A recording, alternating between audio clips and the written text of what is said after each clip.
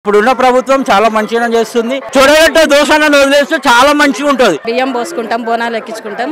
ఈసారి బియ్యం పోసినాను, next week అట్లా బోనం ఎక్కిస్తామని కోరికలు నెరవేరుతాయి మాకు. కానీ ఏర్పాట్లు జర మంచిగా చేయాలి. ఎందుకంటే ఇంతమంది కొన్ని వేల మంది భక్తులు వస్తుంటారు. తొట్టలు ఉన్న వాళ్ళకే వాళ్ళకి ప్రిఫరెన్స్ ఇస్తారు, బోనాలు తీసుకున్న వాళ్ళకే ప్రిఫరెన్స్ ఇస్తారు. సామాన్య భక్తులకు కూడా వాళ్ళు జర కొంచెం వాళ్ళకు కూడా కొంచెము మంచి సౌకర్యాలు కల్పించాలి. వాళ్ళ దగ్గరుండి వాళ్ళకు మంచిగా దర్శనం కలిగేటట్టు చూడాలి.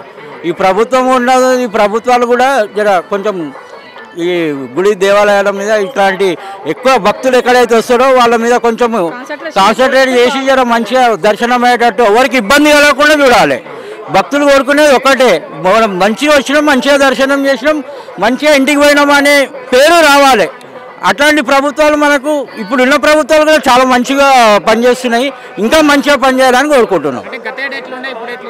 ప్రస్తుతం లాస్ట్ ఇయర్ కన్నా ఈసారి కూడా చాలా బాగుంది.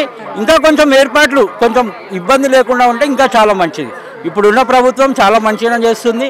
ఇంకా కొంచెం ఇబ్బంది కాకుండా ఈ బోనాలు అయిపోయేంత వరకు మంచిగా ప్రజలకు ఎలాంటి ఇబ్బంది లేకుండా ఉంటే చాలు. తెలంగాణ అంటేనే గోల్కొండ బోనాలు అంటేనే ఎంతో ప్రత్యేకత. ఈ ఏడు కూడా ఇట్లా అంగరంగ వైభవంగా చేసుకోవడం అనేది ఎట్లా అనిపిస్తుంది? చాలా బాగుందండి.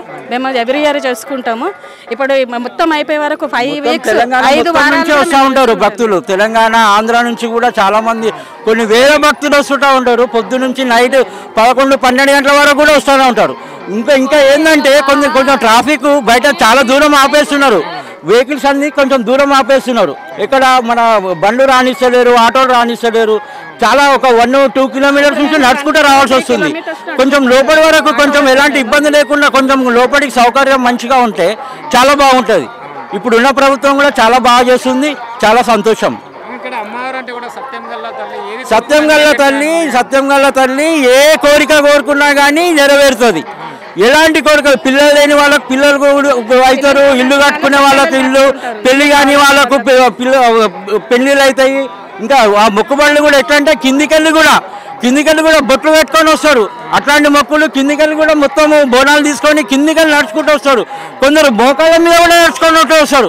అంటే అంత భక్తి, అమ్మవారి మీద అంత భక్తి ఉంటుంది కాబట్టి అమ్మ కోరిన కోరికలన్నీ తీరుస్తుంది కాబట్టి అందరూ కొన్ని వేల మంది రోజు సంవత్సరం పెరుగుతారు కానీ తగ్గరు. ఇది చాలా భక్తి గల తల్లి, చాలా శక్తి గల తల్లి, ఆదిపరాశక్తి. అంటే మీలాంటి వయసు వాళ్ళు, మీకన్నా పెద్ద వయసు వాళ్ళు కూడా వస్తుంటారు.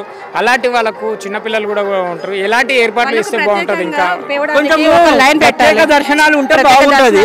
చిన్నపిల్లలకు కొంచెం వయసు విన్న వాళ్ళకి అంటే అందరితో కలిపి ఏమైపోతుందంటే గుంపులో పోయిందన్నట్టు అది మొత్తం ఇదైపోతున్నారు. కొంచెం సపరేట్ దర్శనాలు ఉంటే కొంచెం వాళ్ళకి ఇబ్బంది లేకుండా ఉంటే చాలా మంచిగా ఉంటుంది.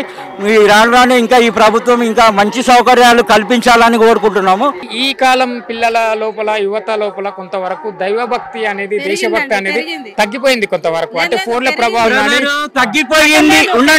తగ్గిపోయింది అంటే ఉండండి బ్రదర్, నెట్వర్క్ వచ్చింది. నెట్వర్క్ మనకు ఎంత అవసరమో అంతవరకే వాడాలి. టెక్నాలజీ పెరిగిందంటే టెక్నాలజీ మనిషికి ఏ వయసుకు ఎంత అవసరమో అంతే వాడాలి.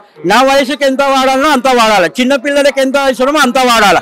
కానీ చిన్నపిల్లలు ఆ గేములు ఆడుకుంటా వాడు 5 ఏళ్ళ వాడు కూడా 40 ఏళ్ళ వయసున్న తెలివి వస్తుంది దానికి.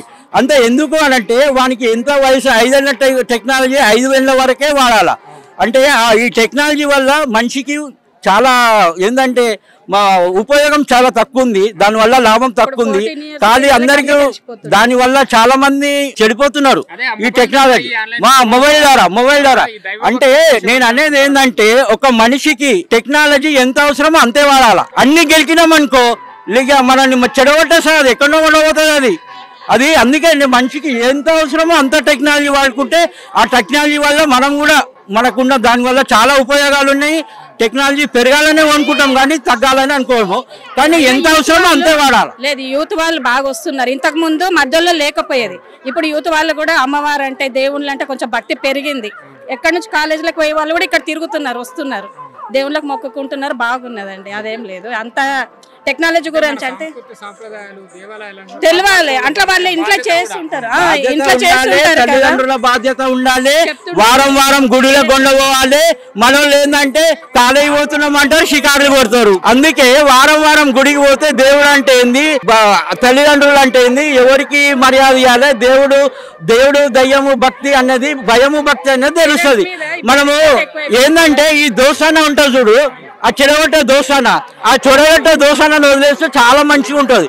ఎందుకంటే ఒక ఏజ్ లా ఒక భక్తి పారవశ్యం అన్నది ఆ ఏజ్ లోనే వస్తుంది. ఆ ఏజ్ లో మనము అవారగా పోయినాం అనుకో, ఇక ఆడు జిందగీ మొత్తం అట్లనే ఉంటాడు. ఇక ఆడు అంతే, ఇక అమ్మ చెప్తున్నాడు, అయ్య చెప్తున్నాడు, ఆడు పూజారి చెప్తున్నాడు, దేవుడు చెప్తున్నాడు, నాకు అదే కావాలంటాడు. ఆడు నేను అట్టే పోతుంటాడు, ఆడు సచ్చదాకా దాన్ని ఇడవాడు.